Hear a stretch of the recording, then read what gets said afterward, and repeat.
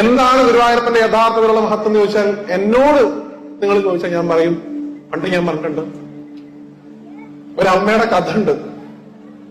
ഞാൻ ഈ ഗുരുവായൂരപ്പനോട് വാശി പിടിച്ച് ഒന്നും വാങ്ങരുത് എന്ന് പറയാൻ വേണ്ടി ഒരു കഥ തപ്പി നടക്കരുത്. അപ്പോഴാണ് ഒരു മഹാത്മാവ് ഒരു കഥ പറഞ്ഞു തന്നത്. ഒരു അമ്മയ്ക്ക് കുറെ നാൾ കഴിഞ്ഞിട്ടും കുട്ടികളുണ്ടായില്ല.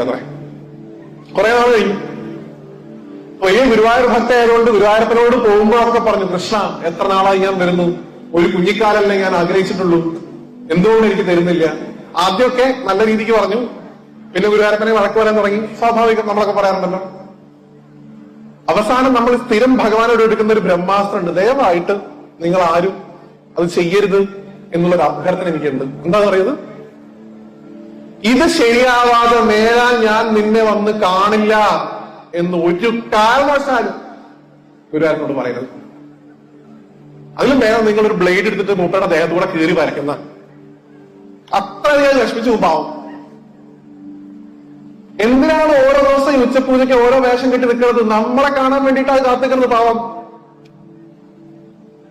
എന്നെ കാണാൻ വരുന്ന എന്റെ ഭക്തർ എന്നെ കണ്ടിട്ട് അവരുടെ വിഷമം മാറുകയാണെങ്കിൽ മാറിക്കോട്ടെ, ഞാൻ എന്ത് കോലം കെട്ടാനും തയ്യാറാന്ന് പറഞ്ഞ് ഓരോ ദിവസവും ഓരോ വേഷം കെട്ടി ആ ശ്രീകോവിന്റെ ഉള്ളിലിരിക്കുന്നു പാവം.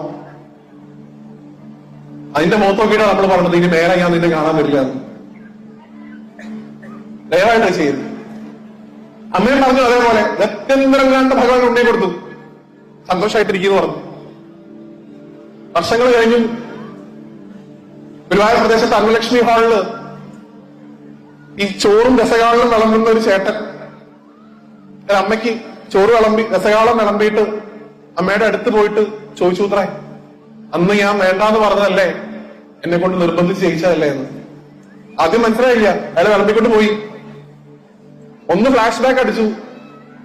വീട്ടിൽ നിന്ന് ആ ഗുരുവായൂരപ്പൻ കൊടുത്ത മകനും ഭാര്യയും മക്കളും കൂടെ ഗുരുവായൂർ തൊഴാൻ വന്നിട്ട്, അമ്മ ഇവിടെ നിന്നോളൂ, ഞങ്ങൾ പായസം വാങ്ങിയിട്ട് വരാന്ന് പറഞ്ഞ് പോയതാ. പിന്നെ വന്നിട്ടില്ല. അന്ന് പോയതാ.